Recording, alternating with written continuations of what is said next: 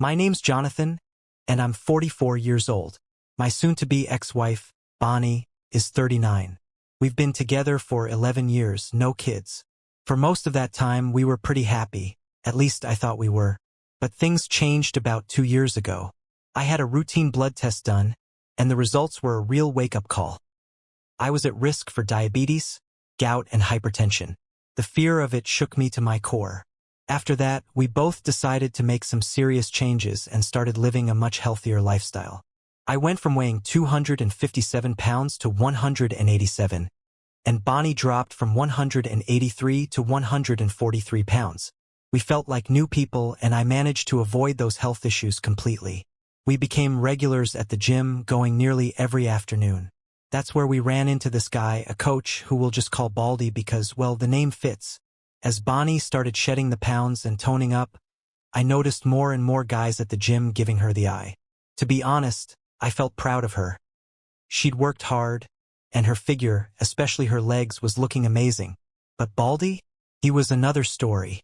That guy had a thing for checking out women's butts. I caught him doing it more times than I can count, and he loved to strut around, flexing his muscles like he was the king of the place. As Bonnie and I got more familiar with the gym crowd, it became clear she was enjoying the attention from the guys. One day, we were both on the elliptical machines, and directly in front of us was a cable machine. Baldie, of course, had to put on a little show, stripping off his shirt and doing crossovers. I glanced at Bonnie, hoping she'd catch the ridiculousness of it all. But instead, I saw her staring at him, licking her lips. It was like a punch to the gut. Baldie saw her too, and gave her this smug grin, which only made it worse. Sure, I was getting fit, but I wasn't built like him. Later, in the car, I brought it up, telling her how Baldie was clearly showing off. She played dumb, saying she hadn't even noticed. I wasn't buying it, so I said, "You were staring right at him." She just shrugged and claimed she must have been thinking about something else. I tried to brush it off, but after that day, I started noticing that she and Baldie were chatting more and more at the gym. A few weeks later, she was doing squats on the Smith machine when Baldie swooped in, all too eager to help, grabbing her by the waist. That was it for me. Once she finished her set, I marched over and told him, not so politely, that I could handle it from there. He just smirked and said, "No problem, buddy," like he was trying to be the cool guy. Bonnie could tell I was mad, and all she could say was, "Seriously, Jonathan?" I snapped back, "We'll talk about this at home." When we got home, it was like the floodgates opened. She called me childish and accused me of being jealous. I fired back, telling her Baldie was clearly trying to get in her pants. To my surprise, she admitted she knew but insisted she'd never cheat on me. I asked why she let him get that close to her, and her excuse was she didn't want to seem rude. After an hour of heated arguing, we finally agreed to switch gyms. We started going to a different place, but things were already shifting between us. Bonnie was still angry, and she kept throwing it in my face that I didn't trust her. 3 months after we changed gyms, I got a new opportunity at work, but the catch was it required me to work in the afternoons. We talked it over, and I took the job, which meant we couldn't hit the gym together anymore. I started going in the mornings, and she stuck to her afternoon sessions. That's when everything really went downhill. Bonnie's bitterness only grew, and the distance between us got worse. I tried keeping things light, sending her messages during the day, telling her I missed her or sharing a meme to get her to laugh. But her responses were cold. "Yes. Okay. Same here." Or the occasional ha ha ha. I was genuinely worried about us and suggested couples therapy, but she shot me down, saying I was the one with the trust issues.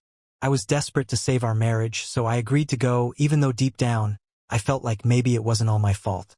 I started therapy, hoping it would help, but nothing changed on her end. Our intimacy was non-existent. She always had an excuse or just wasn't interested. I got paranoid. I started checking her phone, but there was nothing suspicious. I even searched her car for a second phone, nothing. I looked through her phone's map history, and all it ever showed was the usual house, work, gym, back home. When I tried talking to her about it, she dismissed me, saying she was going through a midlife crisis and that it would pass. I never found any solid proof that she was cheating, so I just kept going through the motions, constantly worrying and hoping things would somehow get better. We live in a condo, and there's this friendly security guard we call Mr. Pete. He's always in a good mood and chats with me often. That day, he was rubbing his shoulder, mentioning that he'd strained it moving a heavy sofa the previous day. I sympathized, and that's when he casually mentioned something that sent my world spinning. "Maybe you could hook me up with your massage therapist," he joked. I was confused and asked him, "What are you talking about?" He replied, "You know, the guy who came by yesterday to give Mrs. Baldie a massage." Took me a moment to register what he was saying. I asked, "Do you have any footage of this guy?" And when he saw how pale I looked, he quickly pulled up the video. And of course, who do I see? Baldie. He'd been coming over a few times to massage my wife. That hit me like a ton of bricks. I immediately took the day off work, needing to get to the bottom of this. Borrowing a coworker's car to keep things low-key, I followed Bonnie later that afternoon. She parked at the mall where the gym is located, and there he was, Baldie, waiting for her. They were laughing, hugging, even sneaking in kisses. My heart shattered into pieces. I kept my distance, trailing them as they walked hand in hand through a nearby residential area. I was ready to get some evidence on my phone, but a security guard stopped me, asking, "Can I help you with something?" I tried to play it cool, commenting, "What a sweet couple. Do you know them?" The guard nodded, thinking they were newlyweds but didn't offer much else. I called Bonnie while I was at the mall, but she didn't pick up. Then I spotted her car parked nearby. Her phone was ringing inside it, and that's when I realized why her gym visits never showed up on her map history. She was leaving her phone behind. Turns out, she hadn't been to the gym in 8 months. That night would be the last time I shared a bed with her. I returned the car and headed home, calling my parents on the way. Thankfully, my dad answered, and I broke down, telling him everything. He consoled me and said to gather evidence while he reached out to a friend who was an excellent divorce lawyer. Shortly after, Bonnie finally called back, likely after seeing the missed calls. I told her I was already home, and she claimed to be on her way back from the gym. "My butt is killing me," she added. Yeah, I could only imagine why. When she got home, she asked me why I looked like I had been crying. Somehow, I managed to keep calm, saying that I wasn't feeling well, that I had left work early because I thought I had the flu. "Don't get too close," I told her. "I might be contagious. I'll sleep in the spare room and get tested tomorrow." She agreed, probably relieved. I spent that night crying quietly, unable to sleep. Around midnight, I heard her giggling. She was likely texting Baldie, but I couldn't find any evidence. That's when it hit me. Why didn't I see this before? Baldie was probably using a female coworker's name as a cover. The next morning, while Bonnie was in the shower, I grabbed her phone and synced it with my laptop, setting up a session that would let me monitor it as long as both devices were on the same Wi-Fi. And there it was. Hidden under a female name, the profile picture was a dumbbell. I opened the chat, and while most of their conversations had been deleted, there were a few leftover messages filled with code words. "Can you bring the papers on my desk?" Knowing full well Bonnie didn't have a desk at work, I started piecing it together. Going to the meeting, "Where are you?" And then, the cherry on top, "Boss is in his office. He's clueless." They were talking about me. Bonnie came out of the shower and noticed I wasn't looking any better. She suggested I stay with my parents, probably hoping to get me out of the house. I declined, planning to gather more proof before making any moves. After she left for work, I called my dad again, who gave me the lawyer's contact. The lawyer advised that the captions I had weren't solid evidence since Baldie was using a fake name, and their messages could easily be played off as innocent. I could take pictures of them at the mall, but Bonnie could argue they were just friends, and I couldn't follow them into private areas without risking legal trouble. I spent the day at work like a zombie, trying to figure out how to get more evidence. Cameras in the house seemed too risky. Baldie didn't come over that often. Then an idea struck me. What if I made it look like I wasn't around? So I texted Bonnie, telling her I tested positive for the flu and would stay at my parents' place since I might need help. She jumped at the chance, saying she'd miss me but would call every day. When I got home, Bonnie had already packed a suitcase for me, eager to get me out of the way. I checked her phone and saw she had sent Baldie another coded message. Boss will be out of the office? Want to come to my desk? I guess I took the bait. There were no hugs, no kisses, no dinner. She kept checking her watch like she was counting down. As I left, I said, "I'll miss you." I expected her to shut the door in my face, but she walked me all the way to the car. I should have known something was up. My dad and brother had been waiting outside the condo for Baldie to appear, but he never did. That's when it clicked. Bonnie must have walked me to the car because Baldie was already inside. I rushed back into the condo and quietly entered. The sound of music and moaning came from the bedroom. Their clothes were thrown onto the sofa. I hit record on my phone and opened the door. There she was, my wife of 11 years, on all fours with Baldie behind her. I got a clear shot of both their faces as they realized I was standing there. Bonnie screamed, trying to cover herself, and Baldie, naked and bold as ever, came toward me, growling, "Why don't you take a walk, buddy?" I wasn't having it. I struck him in the throat with an open hand, like I'd seen in that Mel Gibson movie. Ransom. Baldie collapsed, choking and gasping for air. I shouted, "Get out of my house!" and threw his clothes at him as my dad, brother, and Mr. Pete showed up. I told them, "I've got this," and slammed the door shut. Bonnie was still in the bedroom, trembling under the sheets. I told her, "I've never hurt you and I never will. Now get dressed. I'll be waiting in the living room." While I sat there, I sent the video to my lawyer, who replied, "I'm sorry you had to go through that, but you've hit the jackpot." Bonnie eventually came out, unable to look me in the eye. I began recording again. "Why?" I asked. She said nothing. Was I that bad of a husband? Tears welled up in her eyes, but she stayed silent. "Do you love him?" She shook her head, still not saying a word. I stood up, slamming the table. "Answer me, Bonnie. Damn it." She flinched like a scared animal, something I'd never seen her do before. I took a deep breath, sat back down, and calmly said, "My lawyer will be in touch. You need to get one too." That's when she finally spoke, saying, "We can fix this." I just shook my head. There's nothing left to fix. This marriage ended the moment Baldie came into the picture, and you chose him over me. She tried to insist it was a mistake, but I cut her off. "No, it wasn't. You made a choice, and now you're dealing with the consequences. What did you think was going to happen when I found out?" More silence. I told her to pack her things and go to her sister's, and that she better tell her the truth or I would. She slowly packed her bags while I watched. For the last couple of days, I had tried to convince myself that the woman I was living with wasn't really my wife anymore. But seeing her neatly fold her clothes, doing all those little things I once loved about her, hit me hard. I retreated to the spare room and sobbed like a child. I heard the door click shut behind her as she left, taking the clothes from the sofa and even making the bed where I had caught them. A while later, I called my dad, who told me Baldie wanted to press charges. But Mr. Pete had informed him that Baldie hadn't signed in as a guest, making him a trespasser, and the condo could sue him. Baldie wisely decided to drop the matter and left. My brother, being his nosy self, had tried listening through the door, but my dad pulled him away and took him to the car.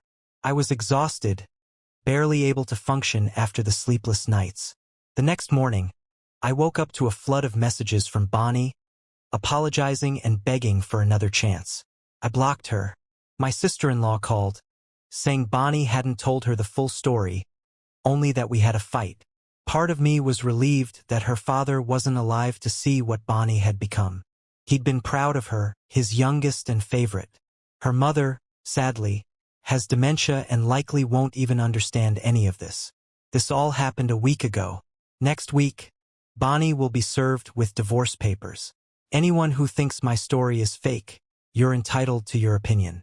I just hope that by sharing my experience, someone out there can benefit from it, just as I've been helped by the stories of others.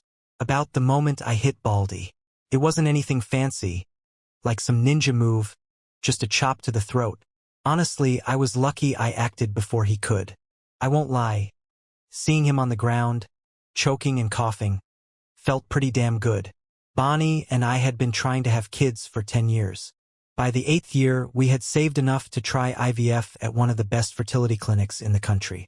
We gave it 3 tries, but each one failed. Bonnie started her affair during the 3rd attempt.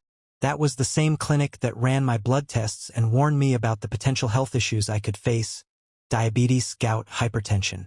I should be grateful to them in a way. Someone suggested that maybe Bonnie intentionally aborted during that 3rd attempt because the baby could have been Baldie's. But that's not possible. Bonnie can't conceive naturally. The embryos were created in vitro and implanted directly. After the 3rd failure, she came to me and said, "I don't want kids anymore." I dropped it after that. I'm certain her decision had nothing to do with Baldie. But this part is important for what comes later. It's been 12 days since D-Day, and here's what's happened since. D-Day +1. I had a nice chat with Mr. Pete. Turns out he faked that shoulder pain. He just wanted to give me a heads up about Baldie. He also mentioned that a nosy neighbor saw me kick Baldie out naked. So by the end of the week, I'm sure the whole building will know what's going on. My brother came over to help me change the locks. Once he left, the loneliness hit me hard, and I cried a lot. I called work and took the day off. That night, I spoke with my lawyer, who said he was preparing the divorce papers. Since I now have solid evidence, it'll be a divorce by mutual consent, which is faster and less messy than an uncaused divorce. He also warned me not to share the video of Bonnie and Baldie, which made sense. Bonnie will be served in 2 weeks. My sister-in-law called me, but I told her to ask Bonnie why we were divorcing. D-Day +2. My sister-in-law came over, and I showed her the video. Afterward, I drove her home and saw Bonnie's car parked outside. When I got back home, I felt even more crushed and cried some more. D-Day +3. I visited my parents. My mom cried with me. She always loved Bonnie. My dad sat me down for a talk about my finances, properties, and how to handle everything moving forward. When I got back home, Mr. Pete told me that Bonnie and Baldie had shown up at the condo separately. I guess they're preparing to go public now that everything's out in the open. Bonnie had arrived in the morning, parked her car, saw mine wasn't there, and tried to get into the condo. But her key didn't work anymore. She asked Mr. Pete if he knew where I was, and he just handed her my lawyer's card, saying, "Mr. Jonathan asked me to give this to you." She kept it and left. Later, Baldie showed up in the afternoon, first asking to see Bonnie. Mr. Pete, emphasizing Mrs. Bonnie, told him she didn't live there anymore. Baldie then asked to see me, and Mr. Pete said, "Mr. Jonathan isn't here and I don't know when he'll be back." Baldie left after that. I guess the two of them aren't in sync yet. Part of me wanted to ask if Bonnie looked sad, if she asked about me, or if she seemed okay. But then I remembered what happened on D-Day, and I just thanked Mr. Pete and went inside. That night I cried again. D-Day +4. I didn't want to, but something I learned from many of you champions out there is to hit the gym hard. So, I found a new gym near my workplace and had a solid workout. I felt surprisingly good afterward. When I got home, I didn't cry for the first time since this all began, and I even started taking down all of Bonnie's pictures. D-Day +5. I had a meeting with my lawyer to go over my assets. Thankfully, my dad made sure Bonnie signed a prenup before we got married, so she can't touch anything I owned before that, including the house. As for everything we accumulated together, it'll be split 50-50. However, because of her adultery, I'm entitled to compensation, so I'm going to take alimony off the table. Honestly, I could fight for more, but at this point, everything in the house just reminds me of her, and I want a fresh start. As I was leaving home that day, I overheard some whispers. I turned around and saw 2 neighbors quickly pretending they hadn't been watching me. They walked past me, acting all friendly, saying hello. I knew this kind of thing would happen eventually. Afterward, I went to the gym and then to work, which has been my routine for the rest of the week, so I won't bore you by repeating it. D-Day +6. Nothing significant happened. I only have Facebook as my social media platform, and I've been ignoring all the messages asking me to reach out to Bonnie. I'm feeling a bit better. D-Day +7. At work, I was surprised by how many people had reacted to my story. It felt good to see the support, so I answered a few comments here and there. D-Day +8. I looked into finding a real estate agent to sell or rent the place. I don't want to live like this any longer. D-Day +9. Since there was a chance Bonnie might come by, I decided to spend the whole day out of the house. Sure enough, she did show up. Later, I got texts from both my parents and brother, just saying, "Bonnie came by." I replied with a simple, "Thanks. I'm not ready to talk about her yet." D-Day +10. I spent the day with my parents. We took a trip to a small town 2 hours away and had a great time. I don't know if Bonnie came by or not. My dad advised me not to sell my house but to rent it out instead. I thought about it and agreed. When I got home, Mr. Pete informed me that Baldie had shown up again in the afternoon, this time by himself. He asked for me, but Mr. Pete just told him I was out. Baldie left without saying a word. D-Day +11. I decided to pay a visit to my old gym. I didn't expect to see Baldie since he usually worked afternoons, but I figured his schedule might have changed given how he spent those afternoons screwing my wife. When I got there, he was nowhere in sight. I asked to speak with Freddie, the gym owner, and while waiting, I ran into an old janitor I used to chat with. He told me to say hi to Miss Bonnie. I guess I'll have to get used to explaining to everyone that we're no longer together. I just smiled and nodded. When Freddie finally showed up, I asked him about Baldie, and he mentioned that Mondays are his day off.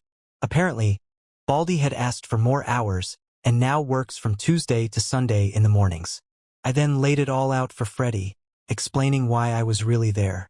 He listened carefully as I told him everything, and then I showed him the video. Freddie went quiet, deep in thought, and then said, "You're not going to like this." My stomach sank as I thought, "What now?" He called over the receptionist and asked them to bring in Harry, another coach at the gym who's Baldie's friend. Harry's known for his huge beard, and when he arrived, Freddie asked him to tell me about Baldie's girlfriend. At this point, I was bracing myself for whatever came next. Turns out, according to Harry, Baldie is completely head over heels for Bonnie, which Freddie confirmed. Baldie had received multiple complaints from female gym members in the past, but in recent months, he had changed. No complaints, acting very professional with everyone. And then Harry dropped a bombshell that left me speechless.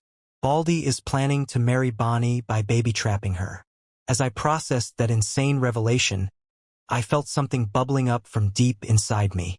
It started in my chest, rose to my throat, and before I knew it, I burst out laughing. Not just any laugh, full-on Joker-style, maniacal laughter.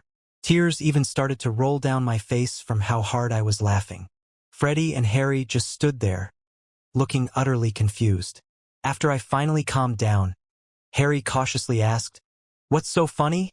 Freddie explained to him, "This is Baldie's girlfriend's husband." Harry's eyes went wide in shock. "Oh man, this is bad. This is really messed up."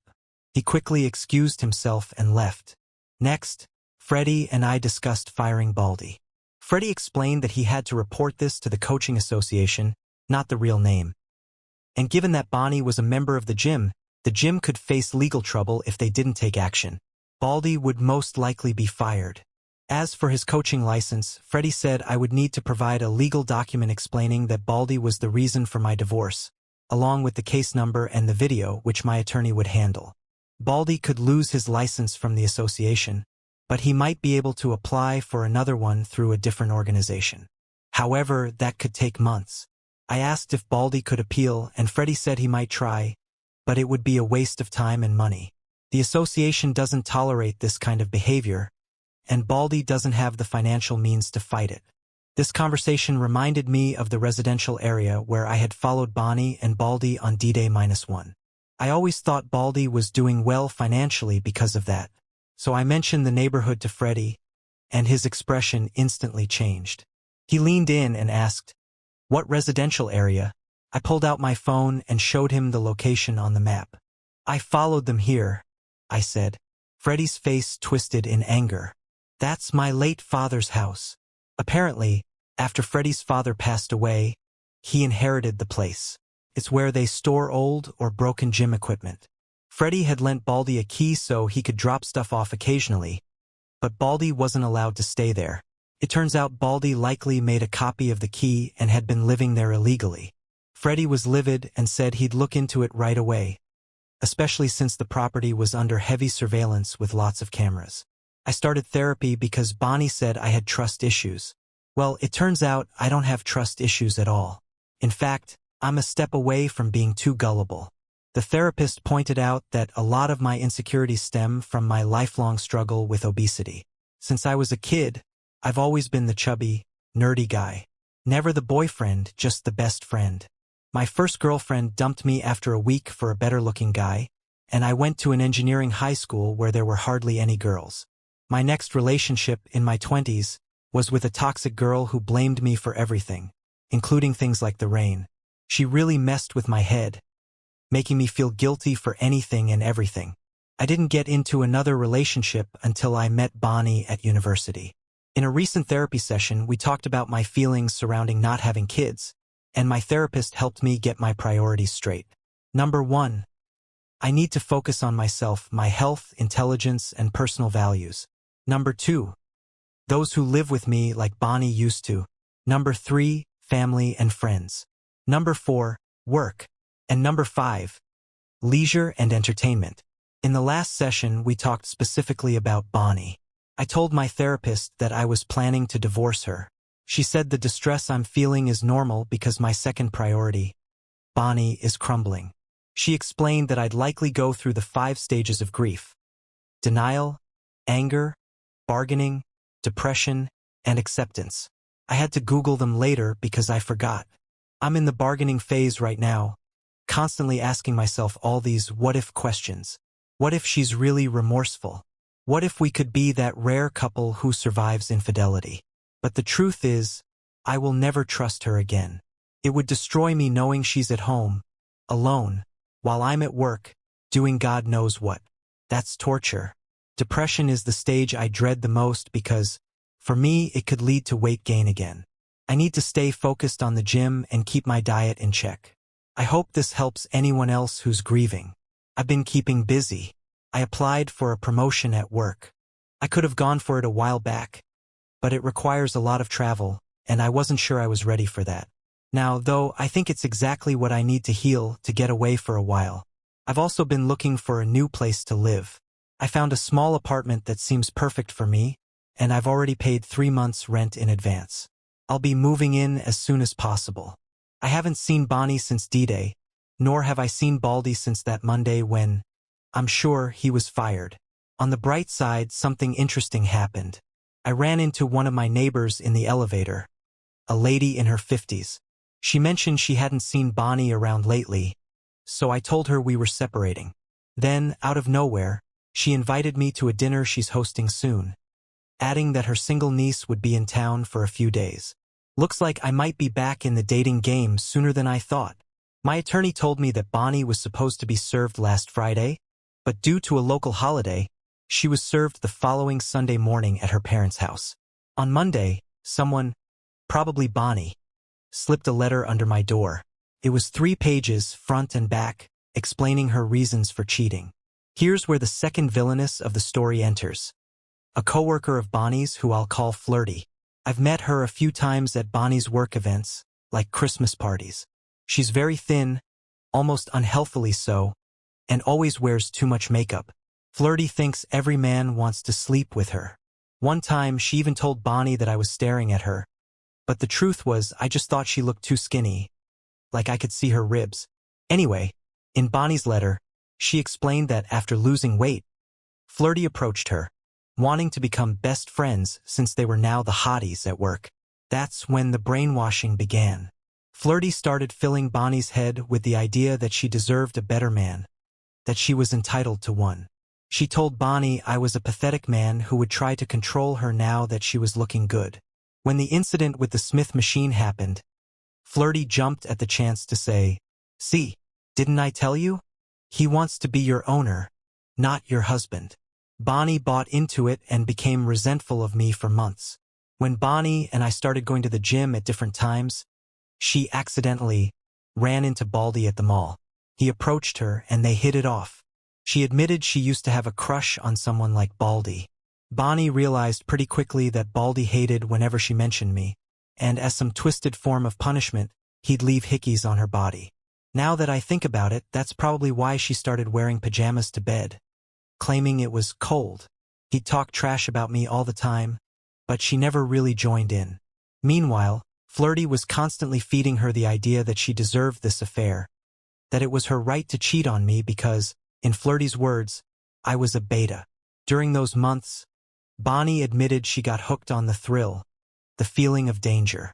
The sex with Baldie was good, but at the same time, it tore her up to see me working so hard to be a better husband, knowing that she was the reason I was suffering. It was easier for her to just ignore me and keep chasing the pleasure Baldie gave her. Then D-Day came, and it blindsided her completely. She thought I was clueless. She wrote this part exactly like this. I was in shock, and I instinctively covered myself with the blanket. When I realized what was happening, I saw you pushing Baldie out of the room and out of the house. When I heard you slam the door and come back, I didn't know what to say. I had never seen you that angry before. Then you said, I have never hurt you, nor will I. And that was true, you had never hurt me, not even when we found out it was my fault we couldn't have kids. After that, she said she heard me crying in the spare room. She wanted to comfort me but couldn't bring herself to do it. As she left, she caught her reflection in the mirror by the front door and couldn't even look at herself. When she got in her car, she broke down and cried, asking herself, what have I done? That night, Baldie tried calling her, but she blocked him. She ended up at my sister-in-law's house around midnight, about 2 hours after everything went down. Her house is a 40-minute drive from mine, but she was too scared to tell my sister-in-law the truth because she has a strong personality and doesn't tolerate nonsense. The next day, she confided in Flirty, who, unsurprisingly, told her to be happy she got rid of me. Bonnie. And then what? Flirty. Babe, you're free now. You can have sex with Baldie or any guy you want. Bonnie. And then? Flirty. I don't get what you're asking. Bonnie. What happens when I get tired of sleeping with a bunch of guys? Flirty. Then you pick one to date seriously. Bonnie. And then what? Flirty. I don't know. Maybe you get married. Bonnie. But I already had a marriage. Flirty. Yeah. But it was with Jonathan. He's a loser. I bet Baldie's 100 times better than him. Bonnie. No, that's not true. Jonathan gave me a good life. Flirty. Don't settle for so little. You can do better. That's when things escalated. They had a huge fight right in front of their coworkers. Bonnie said she can't remember exactly what was said, but there was a lot of yelling and swearing. Flirty kept insisting that any guy hotter than me was better than me, still not sure why she hated me so much. But Bonnie finally realized what she had destroyed. She became inconsolable, and her boss let her leave work early. The next day was when I showed my sister-in-law the video. Bonnie had been babysitting her twins, and after I drove her home, my sister-in-law asked Bonnie to go run some errands with her. That was a lie. She parked at a nearby park, demanding to know what was going through Bonnie's head to make her cheat on me. Bonnie broke down, crying, and could only say, I don't know. My sister-in-law then confessed that she had been envious of our marriage. 11 years, and we hadn't had any major fights. From the outside, we seemed so happy. She couldn't believe her younger sister had done something like this, especially considering how Bonnie had supported her when her ex-husband left her for another woman. Bonnie begged not to be kicked out of the house, and my sister-in-law, although furious, told her she could stay since the house belonged to both of them. But she made it clear that she was deeply disappointed and would side with me if I needed her help. Bonnie understood. Last Sunday, Bonnie came by to apologize, but I wasn't home. When she got my attorney's card, she called the office, and they confirmed that I had hired them. That's when she knew for sure that I was serious about divorcing her. She went to her new home and wrote out a confession, sending it to everyone we both knew. The following week, I started receiving messages and phone calls, but I wasn't in the mood to respond. I've read some of the DMs now, and they're exactly what she said they'd be, people offering comfort. One of her cousins even said it took guts for her to confess and suggested I give her another chance. That following week, She tried to distract herself with work, but it didn't take long for everyone to find out she had cheated. In our country, once people know you've been unfaithful, they start seeing you as an easy woman.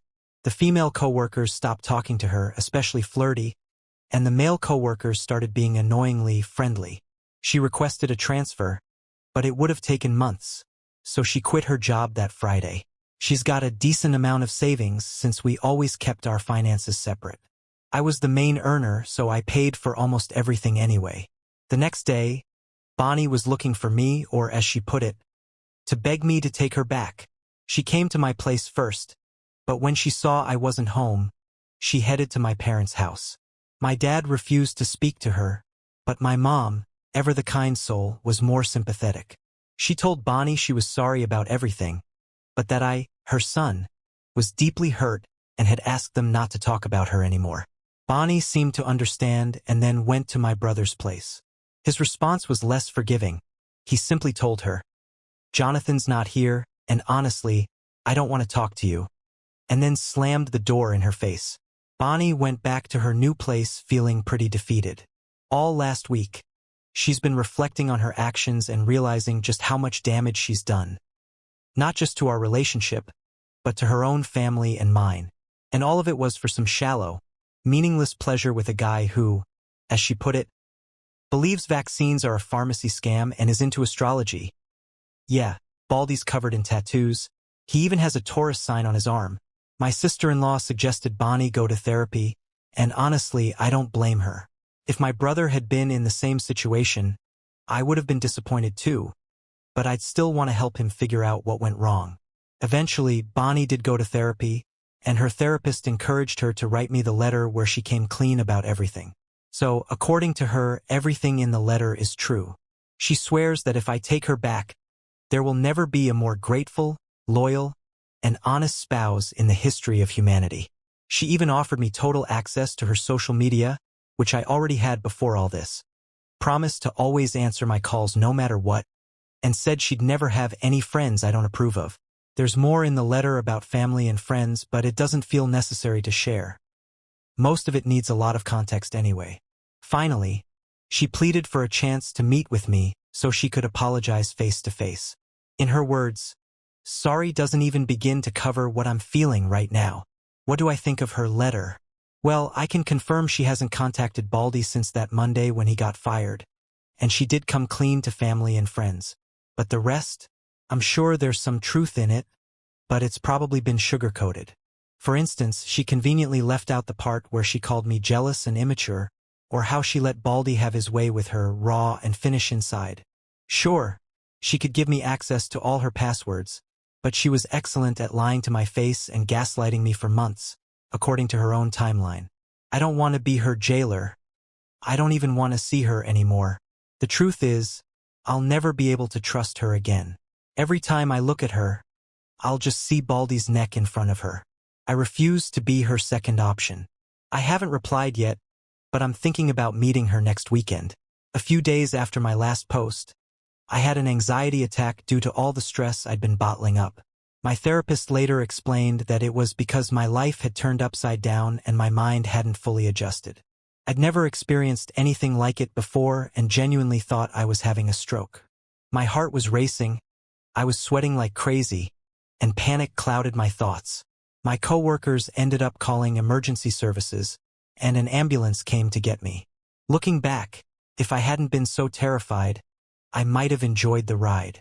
The paramedic kept telling me, "You're having a panic attack, sir. You'll be fine." But I couldn't focus on anything other than the thought that I was about to die. When I got to the hospital, they sedated me, and after a while I started to feel better and calmer. The doctor asked me some basic questions like my name, my age, and the date. I answered everything correctly before eventually passing out from the meds. When I woke up, guess who was sitting next to me? Bonnie. Turns out, I'd forgotten to remove her name and number from my emergency contact list. At first, I was still groggy and confused from the drugs. So when I saw her, I actually smiled and said, "Bonnie." She jumped up from her seat, book in hand, and rushed over to me, tears in her eyes. "Hello, my love," she said. "You really scared us." That's when it all came back to me. I stopped smiling and asked, "What are you doing here?" I tried to sit up, but my body felt numb and clumsy from the meds. She shushed me, telling me to take it easy, and said, "I'll go get the doctor." Before leaving, she kissed my forehead, and I wanted to pull away, but I just couldn't move fast enough. That kiss felt so familiar, and yet I knew it had been over a year since she'd kissed me with any real love behind it. While she was gone, I took in my surroundings. I was in a large hospital room with 6 other beds, 4 of which were occupied. Curtains separated each patient for privacy. I also noticed I was no longer in my own clothes but wearing one of those hospital robes. A few minutes later, Baldie returned with the doctor. He explained that I had slept for 26 hours straight. He talked me through what had happened, saying I'd suffered an anxiety attack due to severe stress or a sudden life change, or both. He asked if I'd stopped taking any medication, and before I could answer, Baldie and I both said, "I don't / he doesn't take any meds," in unison. I hated how well she still knew me. The doctor said the episode was likely a buildup of stress, told me to take a few days off to rest and reflect, and recommended I see a psychiatrist. He also told me I should eat, since I hadn't eaten anything in over 26 hours, and then he left. It was around 8 p.m., and visiting hours would be over in about an hour, but Baldie didn't look like she was planning to leave. The awkwardness between us was unbearable, so I started rambling, like an idiot. "You said we," I mumbled. "Who's we?" Baldie smiled, as if she knew I couldn't resist talking.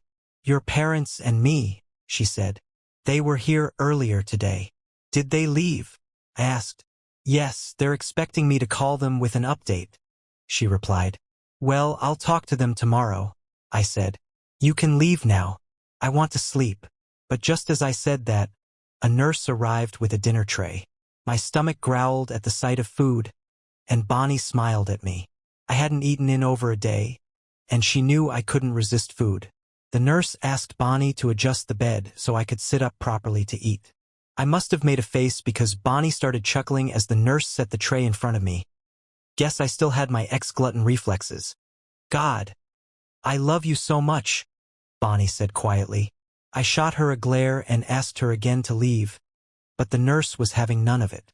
Apparently, Baldie had sponge-bathed me and even shaved me while I was out cold. When I tried to tell the nurse that Baldie and I were getting divorced, she brushed it off, saying that wasn't her concern and that I should be grateful Baldie was there.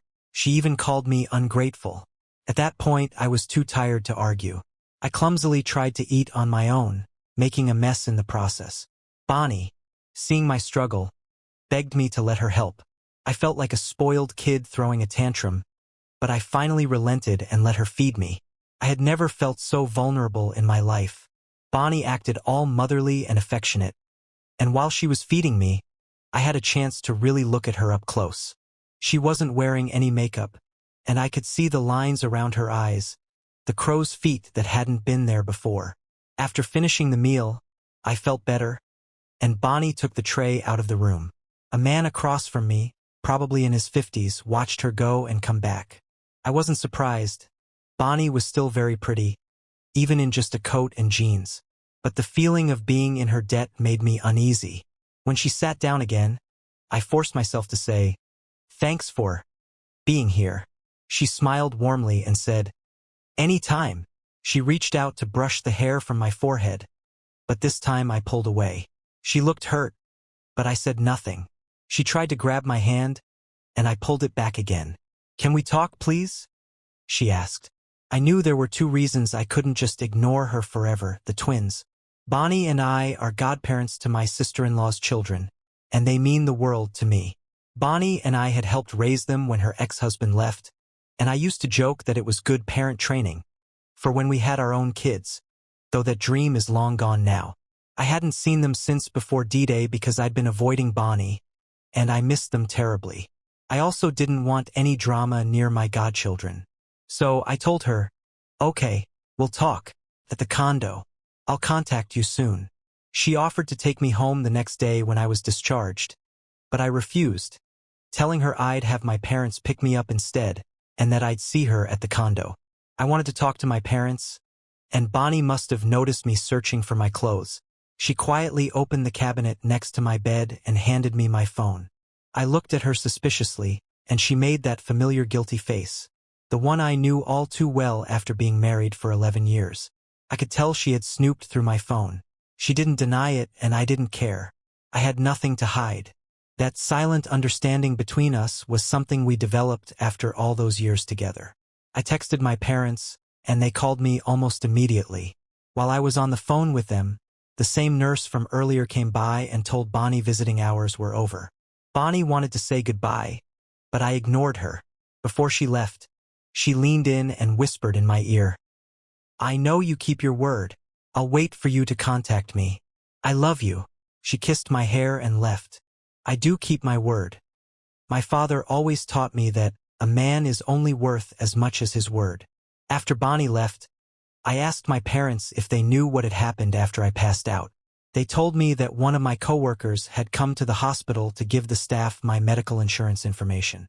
That's when they noticed my emergency contact, which was still Bonnie, and called her. My sister-in-law was informed after the hospital reached out. When Bonnie arrived, she met my coworker, who then left. Bonnie waited for the doctor while my parents arrived shortly after. My dad was cordial with her and asked what she knew. After some time, a nurse called for the relatives of patient Jonathan, and they were guided to the doctor. They had already tested my blood and assured them I was physically healthy. The anxiety attack was due to psychological stress. The doctor then asked for Bonnie to see me since she was my emergency contact. She promised my parents she would call them after seeing me, but when she returned, she was surprised to see they were still there. Bonnie gave them a ride home, telling them how she helped the nurses undress me and put me in the hospital robe. They didn't talk about the divorce. My parents thanked her for the ride and agreed to visit in the morning, with Bonnie switching out in the afternoon around 1 p.m.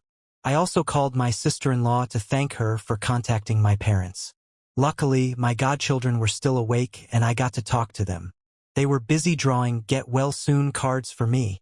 I promised I'd visit them next weekend. The next day, Thursday, I was discharged from the hospital. My parents drove me to my new home. About a week before my panic attack, I had started moving into this new place. I took all my personal belongings with me, leaving everything else in the condo. I planned to rent it out as a fully furnished unit. Fortunately, there are 3 universities nearby, and I'm sure students would love a place like mine. I've already bought the basics, a refrigerator, a stove.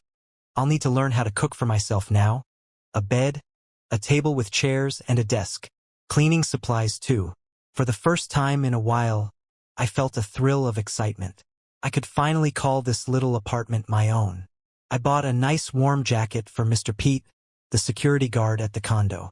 I gave it to him, thanked him for all his help, and told him I'd visit every now and then. I didn't attend my neighbor's dinner. Honestly, I'm just not ready to start dating again. I think I need more therapy and time to heal. At my new home, I took some time to reflect on my goals for meeting Bonnie. I realized that what I need most is closure. I need to understand why she did what she did, make her understand that reconciliation isn't possible, and end things amicably. I'll divorce her and move on. But at the same time, I don't want to lose my connection with her family, especially my sweet, incoherent mother-in-law, my stubborn yet strong sister-in-law, and her twins who mean the world to me. I don't want to miss their birthdays or the big moments in their lives. I want to remain cordial with Bonnie for their sake. At work, my boss gave me 5 days off starting next week. Not wanting to stay cooped up, I decided to go to the beach. It really helped to get away from everything and just rest. I came to the realization that I still love my wife, but it's the version of her from years ago.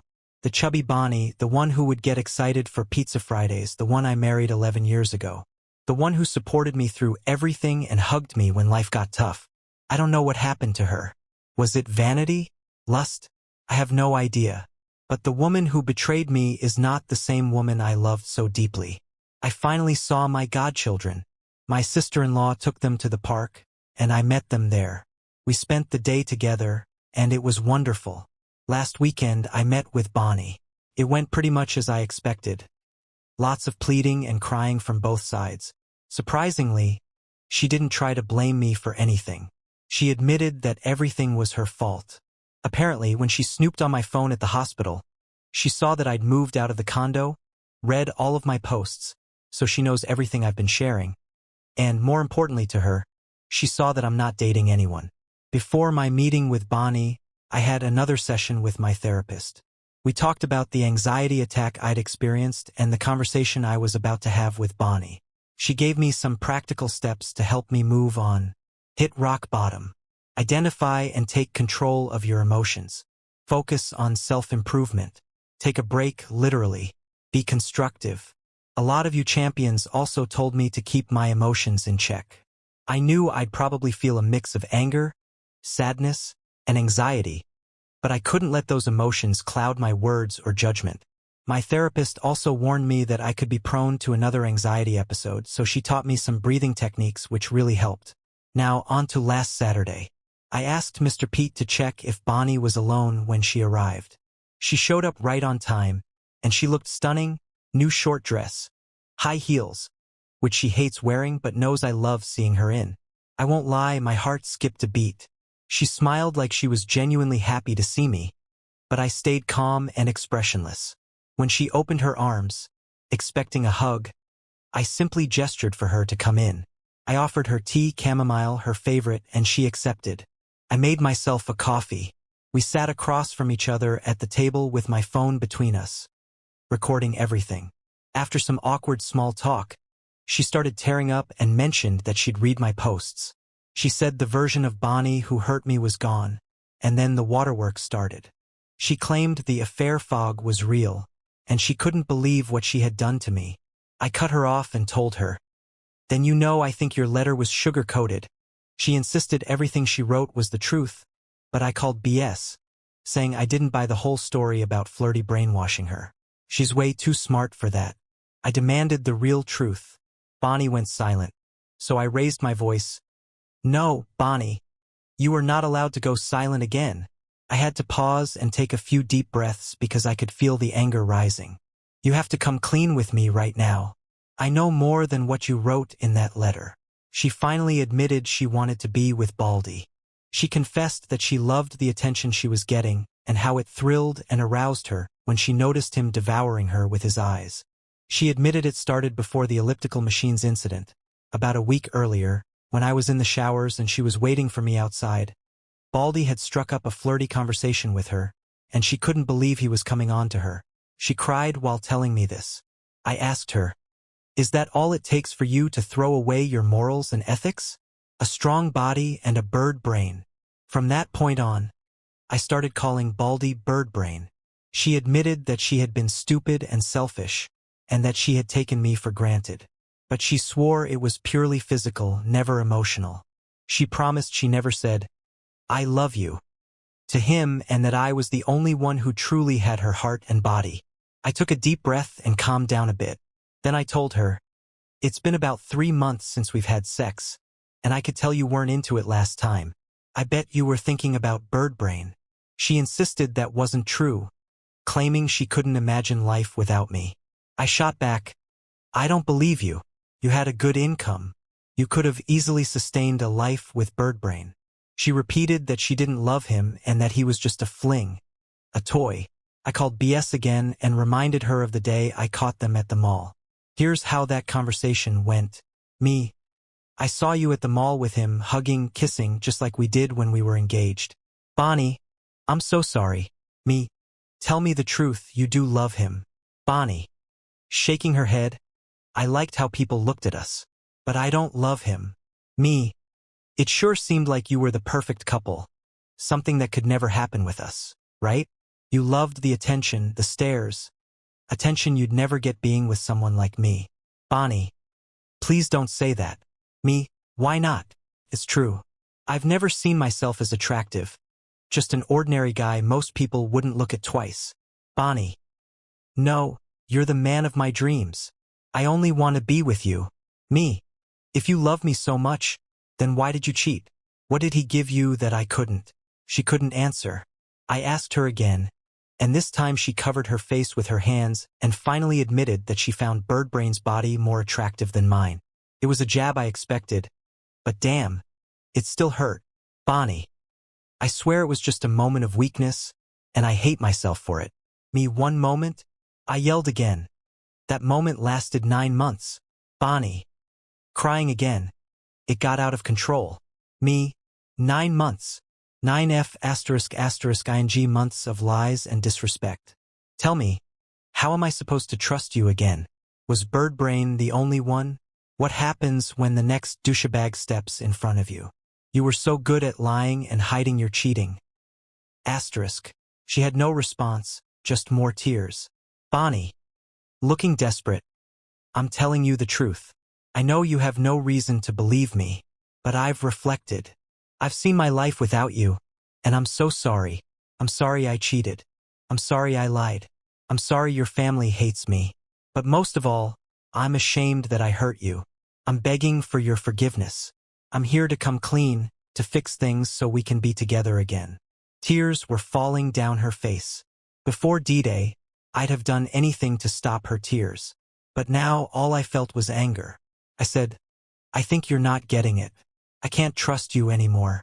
I can't be your husband anymore. I can never forget what I saw, you in that room with him. You texted him the same day I told you I was going to my parents. You were ready to get rid of me. My God. Bonnie. Half an hour after I left. He was inside you. Raw. And you let him finish inside. Why? By this point I was crying too, and I pushed her to answer. She looked defeated and admitted that Birdbrain got more excited when they did it raw, and she liked it. Since she can't get pregnant, she didn't think it mattered. I swallowed hard, feeling a huge knot in my throat. My voice trembled as I asked, what else? I was fishing for more information, but I wasn't prepared for what she said next. Bonnie couldn't look me in the eyes. She stared at the floor and confessed. He made me beg him to finish inside. That hit me like an uppercut. I couldn't speak for several minutes. That was the moment I hit rock bottom. We both sat there crying. Bonnie kept repeating, forgive me, forgive me. She reached out to grab my hand, but I pulled it away. Then she admitted something else. She told me the first time Birdbrain finished inside her was also the first time she denied intimacy with me. She felt dirty and didn't want to taint me. That revelation made me feel physically sick. I nearly threw up. She swore that after that, Birdbrain became more demanding and even threatened to tell me everything because he believed Bonnie belonged to him. I couldn't say a word. I could still feel that knot tightening in my throat. I wiped away my tears with my sleeve and used our silent sign language to tell her that her makeup was running. She excused herself to the bathroom, and I used that moment to catch my breath and calm down. While she was away, I came to a firm conclusion. I could never take her back. I was filled with disgust, like I had been gutted out. But I also realized I needed to hear all of this. I needed to know how deep the betrayal went. I didn't want to carry this confusion or anger with me anymore. When she came back from the bathroom, I told her I couldn't continue. I needed space and time. She said she understood. Before she left, she asked if I would ever forgive her. I told her I didn't know, but that I appreciated her honesty. She hugged me, but I didn't return it. Her tears soaked my neck. She swore, in the name of her late father, that she would never cheat again. She even called him Birdbrain, and told me she had cut all contact with him and would devote herself entirely to us and our marriage. She even offered to gain weight again, thinking that would show her commitment. I told her that was nonsense. It had taken her so much effort to lose the weight in the first place. She then said that therapy had made her realize she was a narcissist and an attention addict. I gave her a copy of the condo key to collect her things, and she finally left. I thought I'd break down in tears after she left, but instead, I felt an odd sense of relief. It was like my mind was telling me, now you can move on. I lay down and reflected for a long time. I even skipped a meal. In my heart, I finally accepted that the woman I loved, the one I married, was gone. I think I finally found my closure. Sorry to say, depression has kicked in. Today is February 17th, and my divorce is officially finalized. I'm a single man again. Let's rewind a bit to last October. For the first time in a while, I got a real glimpse of what life is like as a single man. I've been spending time at my parents' house, learning how to cook. And to be honest, I'm really enjoying it. Last weekend, I baked bread for the first time. It wasn't the prettiest, but it tasted amazing. I'm going to keep practicing because I want to bake a cake for my godchildren's birthday in March. One strange thing I've noticed is how intolerant I've become towards anything involving cheating. Have you ever watched The Office? It used to crack me up, but now when I see any storylines involving cheating or gaslighting, I can't stand it, even when it's played off as humor or romance. I bet none of those writers have ever been cheated on. I had a conversation with my attorney, and he mentioned that Birdbrain's lawsuit had gone through, which reminded me I still wanted to talk to Freddie. Long story short, I met up with Freddie, and he confirmed that Birdbrain was fired the same Monday I had met with him. Turns out, he was living illegally at Freddie's father's house. Freddie, being the decent guy he is, filed a civil suit for trespassing, meaning Birdbrain can't come near Freddie or any of his properties for the next 5 years. If he does, the cops will be involved. I asked if Bonnie would get sued too, but Freddie said Birdbrain had confessed that she didn't know anything about the situation. She only went there to work out with him using the repaired gym equipment. Freddie had assumed Bonnie and I were still together, and he felt like he owed me for the misunderstanding. Freddie's a good guy, cordial, friendly, and understanding. He told me he was cheated on when he was younger, so he has zero tolerance for it. Then Freddie showed me something. He said, "You're going to love this," and pulled out his phone. He showed me a video from one of his gym's CCTV cameras.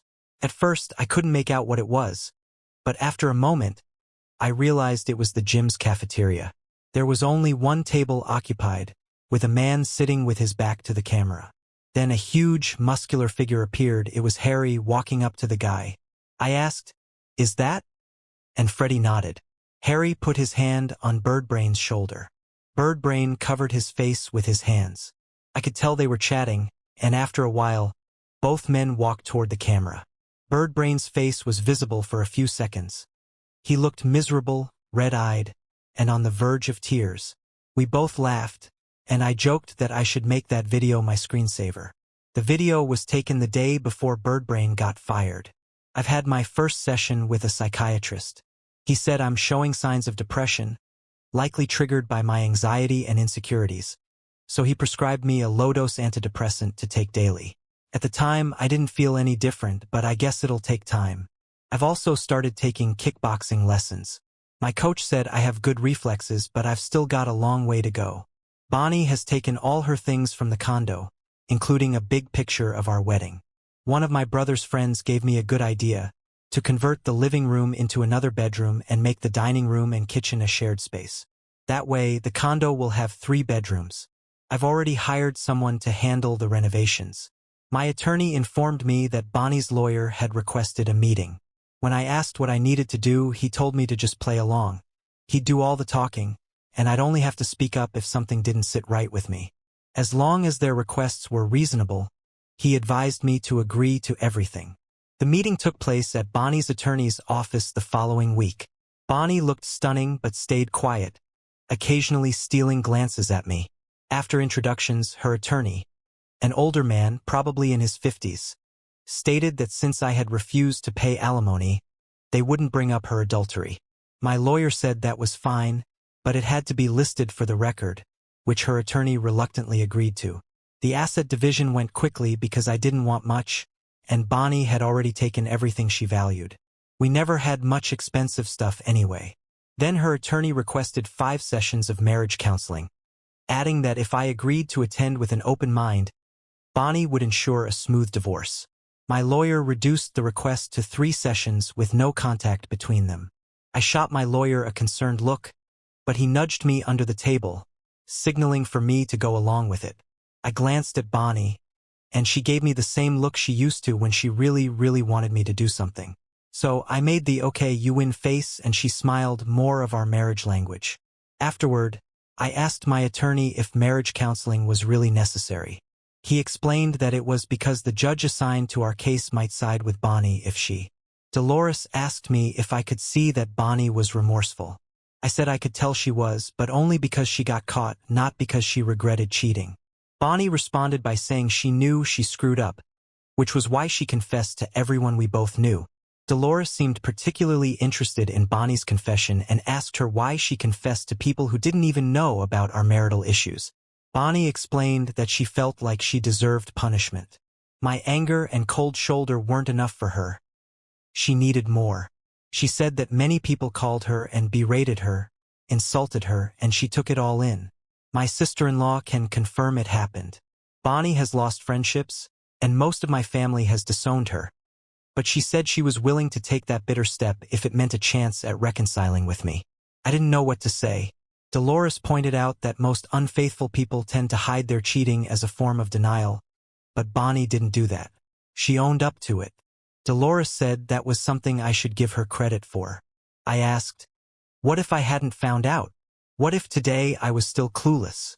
Bonnie explained that Birdbrain had been getting aggressive, demanding that she tell me or he would. He used to scare her, saying something would happen to me, and she was afraid of what he might do. I scoffed at that, but Bonnie said, honestly, you finding out was the best thing that could have happened. It made me wake up and realize how much I had screwed up. I told her I knew Birdbrain was in love with her, and that's why he hated me and constantly trashed me. He wanted to disrespect me in my own home, and he knew that as long as I was in the picture, he could never have her. Dolores then asked me, if she's so in love with Birdbrain, why would she ask for marriage counseling? Why would she be making all this effort instead of just divorcing you and moving on? She's already lost the respect of her friends. I had no answer to that. I knew Bonnie wasn't financially dependent on me. She had a good job and could get another one easily. She wasn't homeless, and her sister hadn't disowned her. Then I said, for the sake of argument, let's say we reconcile and live together again. What happens then? I'll doubt everything she says. Every time I'm not looking, I'll wonder what she's doing. It would be torture for me. Bonnie knelt in front of me, looking directly into my eyes. She said, I'd never hurt you again. The two worst moments I've had recently were when I received the divorce papers and when I thought you were seriously hurt when they called me from the hospital. If you give me another chance, I'll devote my life to making sure we're happy. I couldn't say anything, so I just scoffed again. By that point, the session was over. At home, I checked Bonnie's phone.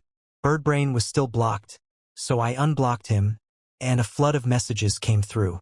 Things like, babe, are you okay? Babe, call me. And, babe, I'll come to your house if you don't call me. I was anxious, so I used an app to recover deleted messages. I managed to get most of the recent ones and some of the older ones. I was expecting to find her talking badly about me, but surprisingly, Bonnie didn't mention me much. There were some sexting conversations, but knowing Bonnie, I could tell she wasn't really enjoying it. Birdbrain used a lot of crude language, which I know she hates. He called her babe and used other ridiculous pet names. There were plenty of I love yous from him, but none from Bonnie. I felt a sense of relief but immediately punched myself mentally. Why should I feel that? As Bonnie had said, Birdbrain often mocked me, calling me fatty, pathetic loser, and little girl. Whenever he mentioned me, Bonnie would just say, I don't want to talk about my husband. In the more recent messages, it was clear that when Bonnie didn't play along, Birdbrain would get angry and threaten to come to my job to tell me everything. She would beg him not to, and obviously it was all a bluff. He didn't know where I worked. I checked the messages from the day before D-Day, and she didn't contact him that night. No call records either. Instead, she was chatting with a group of her friends, including Flirty, on a group chat. Some of their comments made me chuckle. On the day after D-Day, Bonnie was kicked out of the group. Our next marriage counseling session focused on our past. Dolores asked how we first met. It was at university. We were both in the library doing homework. I had the last copy of a book we both needed. Bonnie asked if she could borrow it because she had to get home early, but I had to go to work, so I needed it too. I suggested we photocopy it. We weren't in the same major, but we had the same teacher, so the assignment was the same. While waiting in line to photocopy the book, we chatted, and I noticed how beautiful, smart, and kind she was. She thought I was a nice person. I lent her the book, hoping she'd have to return it to me, and we'd talk again. I arrived late to work that day, but it felt worth it. We were friendly for a while until I asked her out, and she turned me down. After that, I just greeted her in the halls like a friend, but I didn't pursue her. A week later, she invited me out and I babbled a yes. That's when we started dating. Then Dolores asked what made us fall in love with each other. For me, it was the first time I took Bonnie to eat Japanese food.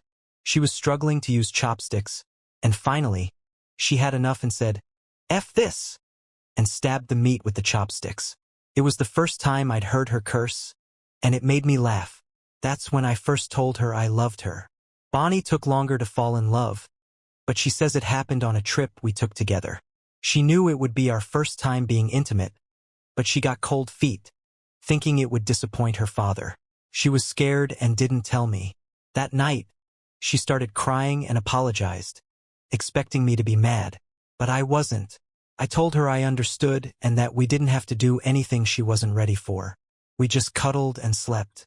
That's when she realized she felt safe with me, and she told me she loved me for the first time. That session was surprisingly calm. I didn't get angry or yell. I actually enjoyed remembering the good times. I gave Bonnie her phone back and told her that I believed she wasn't in love with Birdbrain. She smiled, took the phone, and left without saying anything. She really was respecting my request for no contact. The following Sunday, my cousin Carol threw a Halloween party at a bar and invited me. No costumes were required, so I cleaned up and went by myself. Carol was one of the people who had received Bonnie's confession, and she said she'd introduce me to someone special. She introduced me to a friend of hers, a very attractive woman in her late 20s. Let's call her Princess. I greeted her, but almost immediately, I saw the look. The same one I've seen countless times before. It's the look of disgust and disappointment, like I had something gross on my face. Normally, it wouldn't bother me because I had my beautiful wife, but now it stung.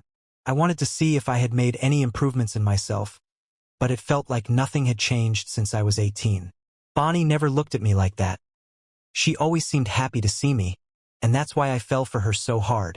My defense mechanism kicked in, and I started distancing myself from Princess, but Carol sat us together in a booth. I tried to chat, but Princess barely responded, spending more time texting on her phone. Then another guy came over, greeted her, and asked her to dance. She turned to me and said, "You don't mind, right?" I said, "Go ahead, have fun." As they disappeared into the crowd, I couldn't stop thinking, so he didn't know she was coming, but he was looking for her anyway?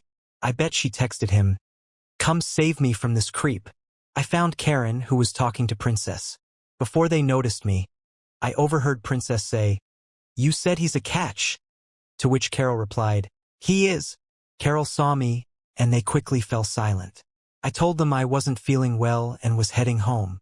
I turned to Princess and said, "Sorry for not meeting your expectations." She shrugged, and Carol shot daggers at me with her eyes.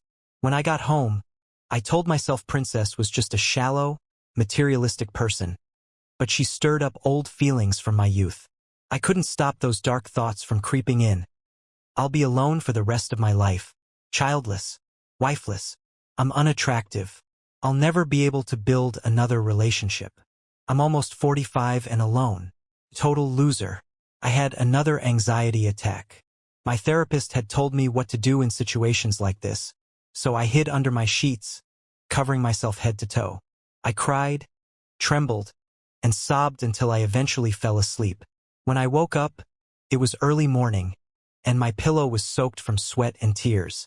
I had a headache and sat on the edge of my bed for almost an hour, staring at the floor, lost in my dark thoughts, until my alarm rang. I didn't go to the gym that day. I sat on the shower floor, sobbing, and then went to work. One of my close colleagues, the same guy who lent me his car, noticed something was wrong. He told me I looked sad, and that's when I realized depression had kicked in. The next day, Carol sent me some texts apologizing for her friend's behavior. I ignored them and tried to go to the gym, but my energy felt depleted. I couldn't finish my session and went home early. On Tuesday, I took my godchildren trick-or-treating with my sister-in-law. I cheered up a little, but when I got home, I felt the weight of everything settle on me again. The third and final marriage counseling session was 3 days after Karen's party. I tried to put on a brave face, but it didn't work. Bonnie noticed right away that I wasn't myself. She asked if I was okay, and I forced a smile, telling her I was fine, but she could see through it. She asked Dolores if we could reschedule because I wasn't well. I insisted I was fine, but Bonnie said, "That's a lie. I can tell you're not okay." Dolores asked me what I was feeling. I didn't want to show weakness in front of Bonnie, but she looked at me and said softly, "He's sad." I was surprised by her words, and she sat next to me, gently taking my hand. "What's wrong?" she asked. I couldn't stop myself. I started to sob. I put my elbows on my knees and let a few tears fall. Bonnie rubbed my back, and I managed to regain a bit of composure. My nose was running, and my eyes were red. I excused myself, went to the bathroom, and splashed water on my face. When I came back, I noticed Bonnie had tears on her face too. Dolores asked why I was feeling this way.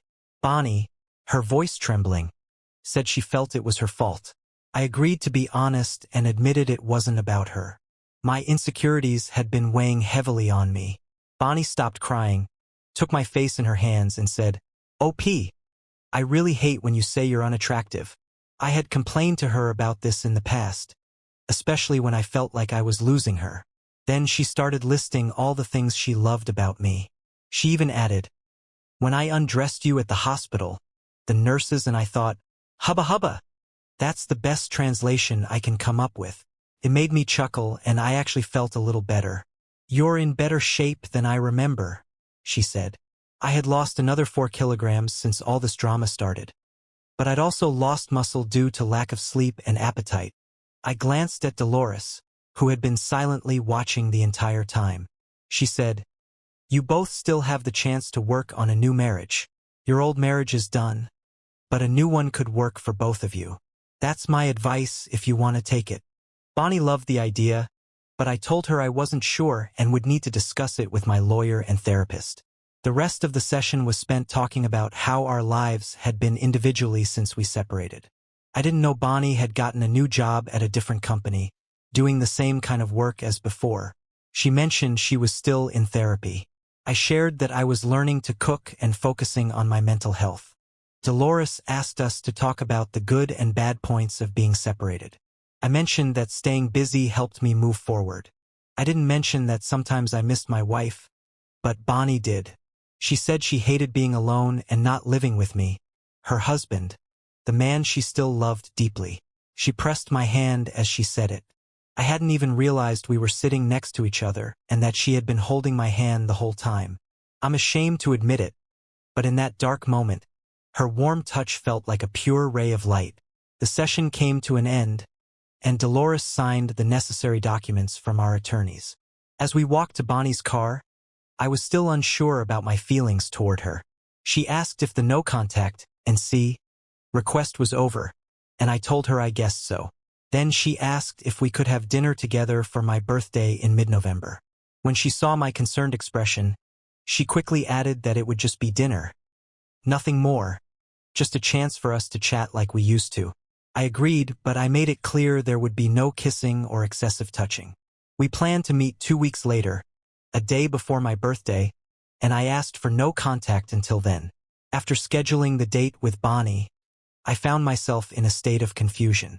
I had to go back and read my own testimony to remind myself of what she did to me, but strangely, it felt like someone else had written it. I found myself thinking her cheating wasn't that bad, and that she truly seemed remorseful. I even watched the video of her and Birdbrain again, but instead of getting angry, I just felt empty. I reached out to some of you in DMs and learned about something called reconciliation fog. It's that phase where you start excusing the cheater's actions, forgiving them too quickly, or even doing the pick-me dance. That's exactly where I was, clouded by my depression and low self-esteem. Luckily, I had 2 weeks before our date to clear my head.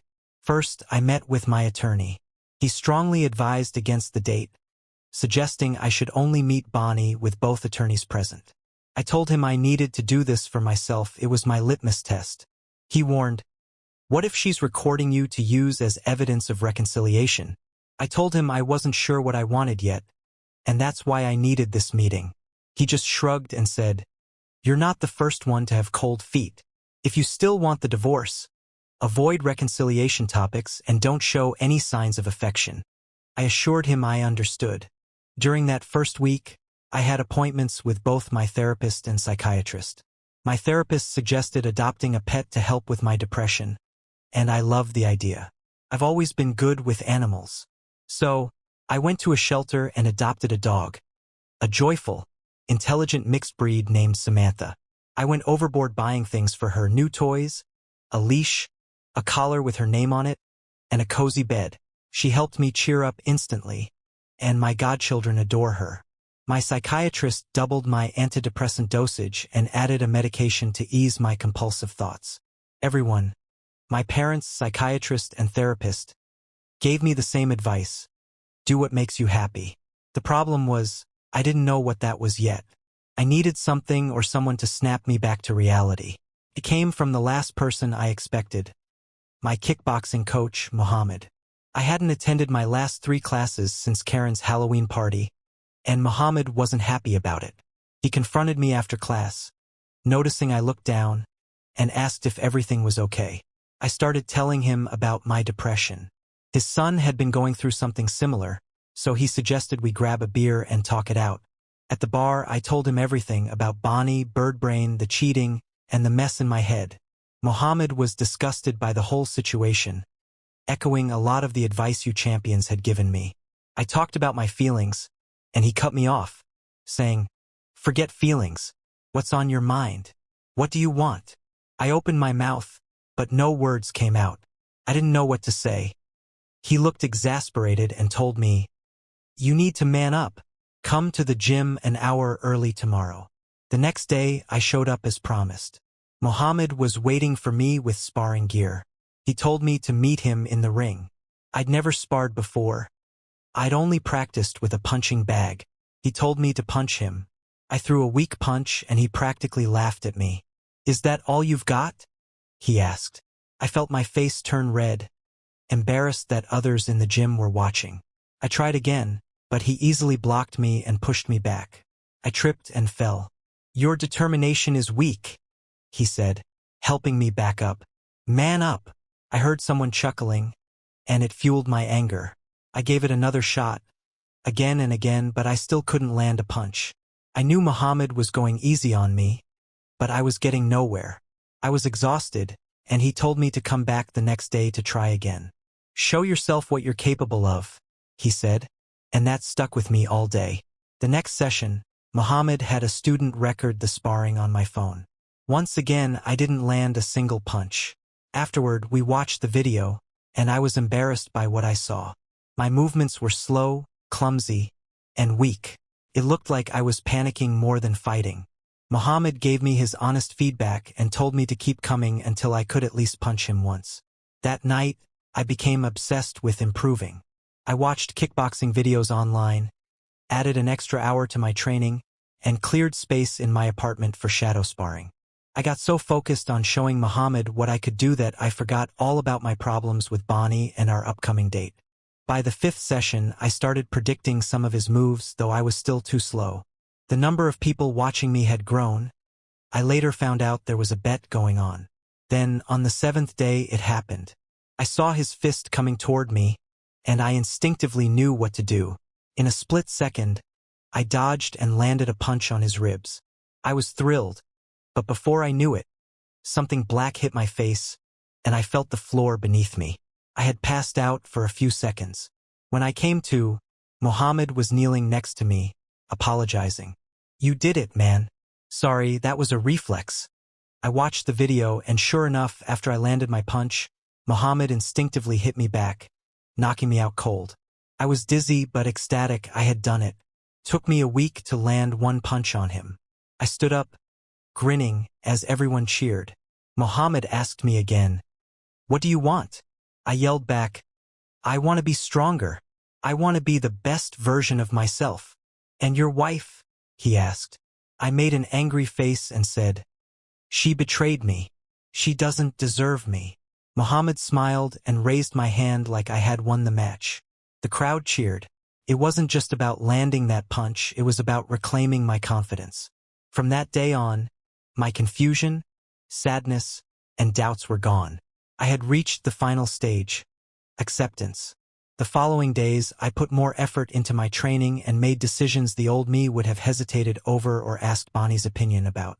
I changed my look, my car, and started doing things I had always feared, like learning to dance and play a musical instrument.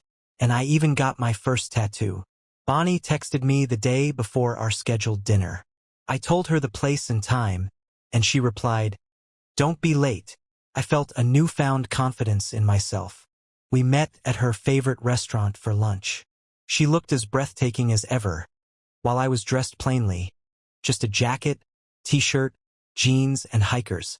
She seemed confident, but I just smirked and started recording with my phone. We had a pleasant, platonic conversation. My emotions were under control, no anger, no resentment. Felt like catching up with an old friend. She asked about my sadness, and I told her I was feeling much better, which surprised her. She asked what had triggered my insecurities, and I told her about the drama with Princess at Karen's Halloween party. Bonnie was mad about that, just like Carol had been. She mentioned she wasn't ready to see me with another partner yet.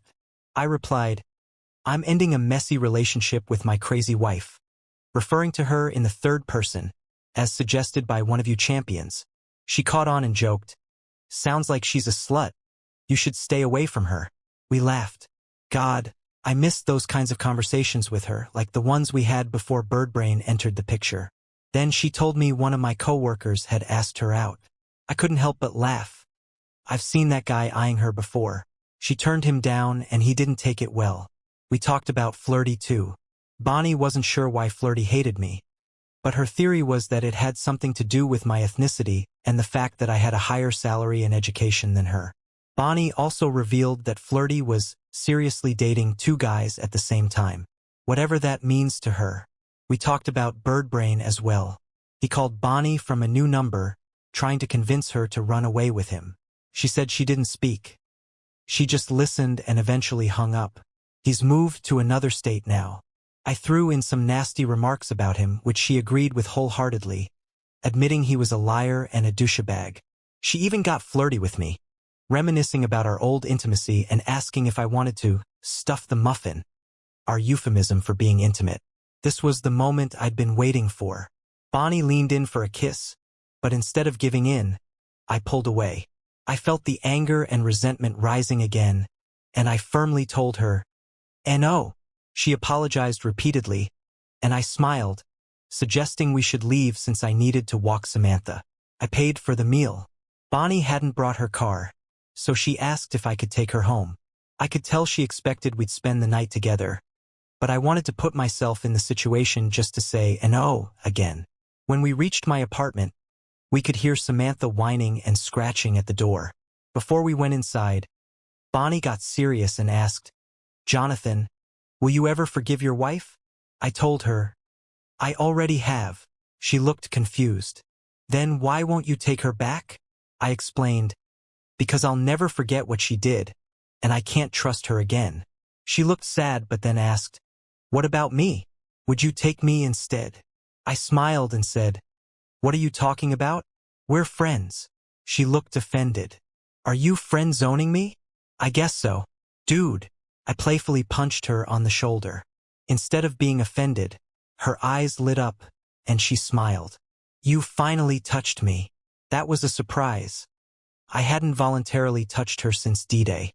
She stepped closer and asked if she could hug me. I agreed, and she practically jumped into my arms. Her body felt familiar. The smell of her perfume, the sensation of her hair tickling my nose. I hugged her back, but when she asked, "Let's get back together," I told her, "No, Bonnie, we're getting divorced." She pulled back and stared at me, thinking I was joking, but I wasn't. She didn't take it well. She had been so sure we'd reconcile and started making a scene in front of my apartment. I tried to calm her down, but she hugged me tightly, begging and crying, saying she would do anything to make me happy. As sad as it was to see her like that, I had made up my mind. I didn't hate Bonnie, but the love I once had for her was gone. I couldn't forget what she did. We went inside, and Samantha was curious about her. I didn't have any tea to offer, so I warmed some soy milk while Bonnie petted the dog. We sat down, and she asked, "Do you still love me?" I replied, "As a good friend, yes, but not as a partner." Bonnie yelled, "Why not?" I explained, "I've changed, Bonnie. I'm different now. I've finished mourning our marriage." She got mad, calling me cruel, but I was just being realistic. I told her the truth. I would never trust her again, and I could never forget what she did. She cursed herself, calling herself stupid, and even cursed Birdbrain for ruining everything. She admitted she had taken me for granted and didn't realize what she had until it was gone. Then she made some wild suggestions, giving her a period of reconciliation, opening our marriage on my side, or even being friends with benefits. I told her she was being unreasonable. She asked what I wanted from her, and I said, "I want you to be happy with whoever you choose, and I'll move on and be happy on my own." She asked if there was another woman in my life, and I told her, "Not yet, but maybe someday." She covered her face with her hands, and Samantha put her paw on Bonnie's leg as if to comfort her. I realized it was time to walk Samantha, so we went to the dog park. Bonnie walked quietly beside me, while Samantha ran around. Enjoying herself, Bonnie finally said, "I'll never find love again." I told her, "Yes, you will. There are plenty of fish in the pond." She shared that at her new job, 2 coworkers had already asked her out, but they were both married. She was sure they were only interested in her body, as they couldn't take their eyes off her breasts. She even put up a picture of us together at her desk to fend them off, which made me laugh. But she wasn't laughing. She said she seriously believed she would end up alone, only attracting scumbags. She can't have children, and she's lost the love of her life. She asked if I would ever marry again, and I told her I wasn't sure if I believed in marriage anymore. I sent the recording of our conversation to my lawyer, and a few days later, he confirmed there was nothing in it that suggested reconciliation. Just harmless chatter, he said, and the fact that I referred to Bonnie in the third person was a smart move. On my birthday, most of my family reached out, texting and calling to check on me. I spent the day at my parents' house, where my brother and his wife were already waiting. Bonnie showed up with the rest of my in-laws. We had a great time playing games, eating, and enjoying a delicious cake made by my mom, who's the best cook ever. There was no drama, and my mother-in-law was in good spirits, even though she gets confused at times. She loves watching the twins play, even if she forgets they're her grandchildren. It was a perfect day. As we cut the cake, I realized I already had everything I wanted. My godchildren were still in my life, I had forgiven Bonnie, and my depression was almost gone. A lot has happened since then. In mid-December, I went on a date with a single mother who tried to convince me to adopt her child. That was quite an experience. One of my tenants asked me to be her sugar daddy, and I finally got my first tattoo. It's an Aztec eagle warrior, symbolizing pride in my heritage and ethnicity. If anyone has a problem with my appearance, I'll just shrug and keep going. I'm a good, hardworking man. In my country, the royal eagle is a symbol of freedom, honesty, and strength. Bonnie quit her job in late December because one of the coworkers harassing her was a big shot in the company, and HR was gaslighting her. She spent Christmas with the twins and my in-laws, and while she's slowly accepting that we're done, she's still annoyingly friendly. As of January, I made a Tinder profile. One of the guys at kickboxing helped me set it up, and I've had a few likes.